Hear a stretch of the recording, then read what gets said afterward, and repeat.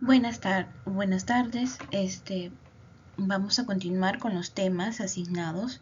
El día de hoy estamos con la que es la evaluación de vena cava inferior, el cual es un estudio ecográfico que se realiza a pie de cama para ofrecer una estimación rápida, no invasiva, sobre la respuesta a la bulimia en estos pacientes que se encuentran en la emergencia. Para poder ubicarnos y tener reparos anatómicos, vamos a iniciar con lo que es la zona anatomía. La vena cava inferior es la vena más larga del cuerpo, mide aproximadamente 22 centímetros y el diámetro es de 18 a 32 milímetros de diámetro, es decir, desde 2 centímetros a 3 centímetros aproximadamente. Esto es muy importante para poder evaluarlo posteriormente.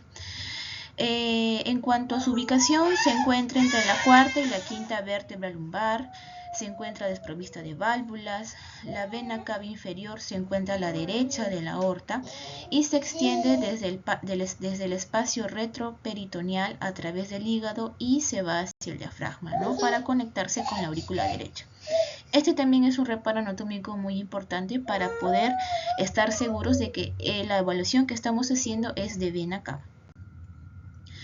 Ahora, ¿qué otra característica de la vena cava? Es que tiene diferentes cambios. Para ello, se llama variación espirofásica de la vena cava inferior. Es decir, como sabemos, las venas, y en este caso la vena cava inferior, es un vaso de capacitancia y por lo tanto es sensible a los cambios en las presiones intratorácicas e intraabdominales. Nos enfrentamos siempre en la emergencia a dos pacientes que están en respiración espontánea y a pacientes que están en ventilación con presión positiva, es decir, a pacientes que están en ventilador mecánico. Como ya había mencionado, tiene cambios tanto en la expiración como en la inspiración. En un paciente con respiración espontánea, como vemos en la imagen, en la inspiración hay una disminución del diámetro. Pero, ¿qué pasa en aquellos pacientes que están en ventilador? Como cambia las presiones torácicas intraabdominales, va a ser lo contrario. Va a haber una dilatación en la inspiración.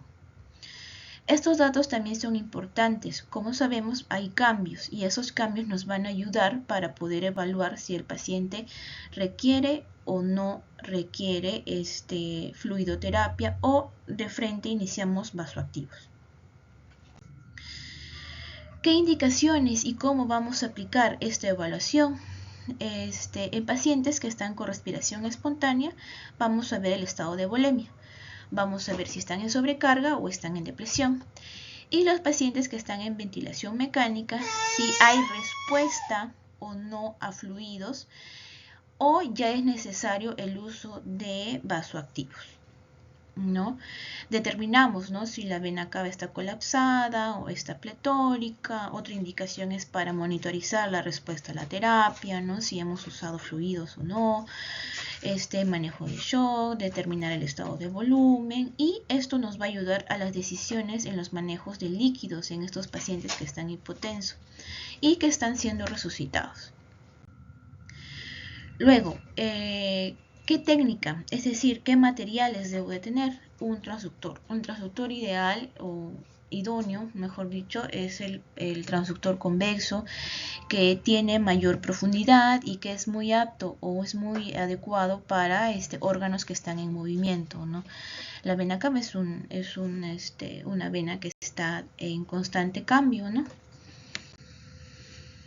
¿Cómo lo vamos a realizar? La técnica: colocar al paciente en decúbito supino. Tenemos que obtener una vista subsifoidea del corazón y el indicador siempre debe dirigirse hacia el flanco izquierdo del paciente. Una vez que se haya identificado la aurícula derecha, debemos de hacer un giro aproximadamente de 90 grados con las agujas del reloj y el indicador siempre debe estar hacia la cabeza del paciente. 4.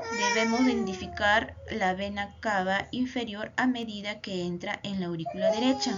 Como ya lo había mencionado, ¿no? Este es un punto anatómico, un reparo anatómico muy importante, para que no haya dudas si es que estamos evaluando vena cava o nos enfrentamos a aorta, porque ha habido casos, ¿no?, que se han evaluado, sí es vena cava, pero nos encontrábamos con aorta.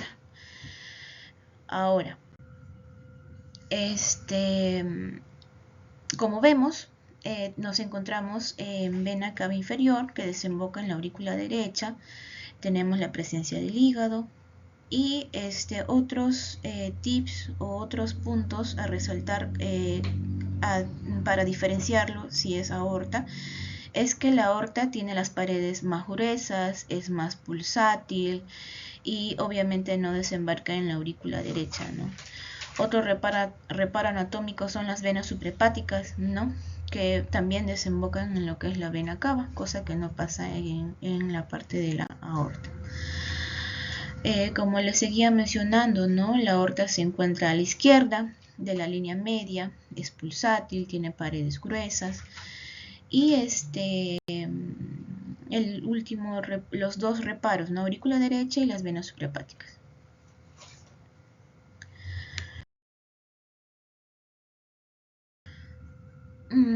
¿Cómo vamos a interpretar las imágenes una vez que ya tenemos localizada la imagen de la vena cava? Tenemos que ver si esta vena cava es pletórica o está colapsada, y según ello vamos a tomar decisiones terapéuticas. Bien, en la imagen de la derecha podemos ver, bueno, en ambas imágenes vemos la vena cava, pero en la imagen de la derecha vemos cómo las paredes se tocan entre sí. Es decir, ahí podemos evaluar o podemos ver con simple vista de que es una vena cava que está colapsando. Ambos son en pacientes que están en ventilación espontánea. Y en la imagen de la izquierda vemos que a pesar de la respiración no hay un colapso en la inspiración de la vena cava. Es decir, es una vena que no colapsa, por lo tanto es una vena pletórica. Ahora,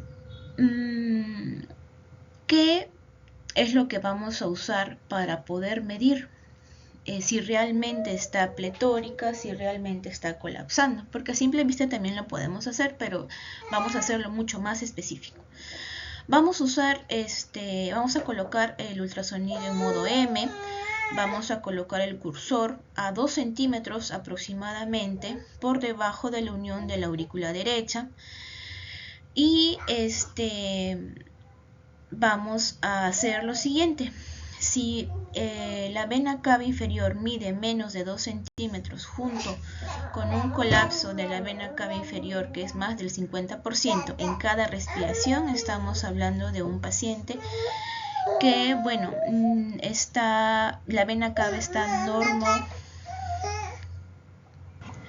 Con las disculpas del caso, tuve que atender un ratito a mi hijita. Pero bueno, recapitulando, ¿no? Una vez localizada la vena cava inferior, teniendo los reparos anatómicos correspondientes, utilizamos el modo M.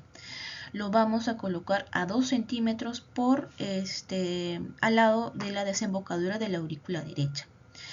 Entonces, el modo M nos va a reflejar unas imágenes donde vamos a ver la variabilidad espirofásica de la vena cava.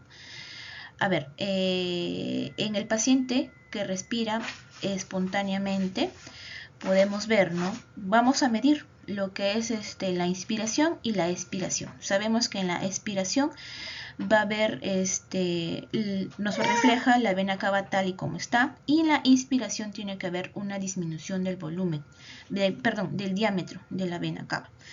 Entonces, al medirla,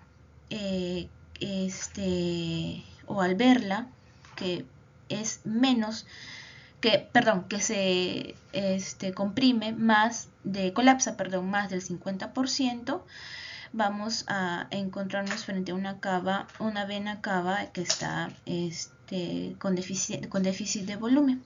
Para ello vamos a sacar el índice de colapsabilidad, que más adelante vamos a ver la fórmula, pero vamos a usar estos diámetros, ¿no?, que ya lo vemos a un costado, el diámetro máximo con el diámetro mínimo. se restan y lo dividimos con el diámetro mayor y lo multiplicamos por 100. Si es más del 12% es una vena cava colapsable, ¿no? Y en pacientes que están en ventilación mecánica, la capacidad de respuesta es cuando hacemos las mismas medidas, pero la respuesta tiene que ser mayor al 18%, ¿no? En caso de pacientes con ventilación mecánica se llama índice de distensibilidad, diámetro máximo menos diámetro mínimo sobre el diámetro mínimo por 100. Aquí es cuando ya está aplicado el modo M. Podemos ver, ¿no?, la inspiración donde hay un colapso y la expiración donde está el diámetro normal de la vena cava. Esas son las mediciones que debemos de tener para poder sacar los índices tanto de colapsabilidad como distensibilidad según sea el paciente al que nos estamos enfrentando. En la imagen previa es un paciente que está con ventilación espontánea y en esta imagen vemos pacientes que están con ventilación mecánica. Como vemos, ¿no?, en la respiración a presión positiva hay una distensión y ese es el diámetro mucho mayor que veamos. Ese es el diámetro que tenemos que tomar para poder hacer el cálculo. También en el modo M, a simple vista podemos ver, ¿no?, cuán colapsable puede ser. Inclusive a veces son pacientes tan groseros o de que necesiten volumen, o pacientes que no necesiten volumen, que a veces la vena cava se ve casi del mismo tamaño, o con mucha depresión de volumen, ¿no?, que está bien plana. Es más, casi a veces ni se ve la vena cava. A ver, como ya les había mencionado, en un paciente que respira espontáneamente es el índice de colapsabilidad. Las mediciones nos van a sugerir que es probable que un paciente responda a fluidos, ¿no? Tenemos el diámetro máximo, el diámetro mínimo sobre el diámetro máximo, ¿no?, que es que la respuesta no salga más del 15%, o algunos dicen más del 12%, pues sí que no, que va a responder a fluido. Y en pacientes con ventilación mecánica, a modo de repaso, ¿no?, es diferente por la mismo que se encuentran en ventilación mecánica invasiva, ¿no? El máximo menos el mínimo sobre el mínimo por 100, ¿no? Si es más del 18% es respuesta a fluidos, pero si es menos del 16% no va a haber una respuesta a fluidos, por ende se va a iniciar vasoactivos, ¿no?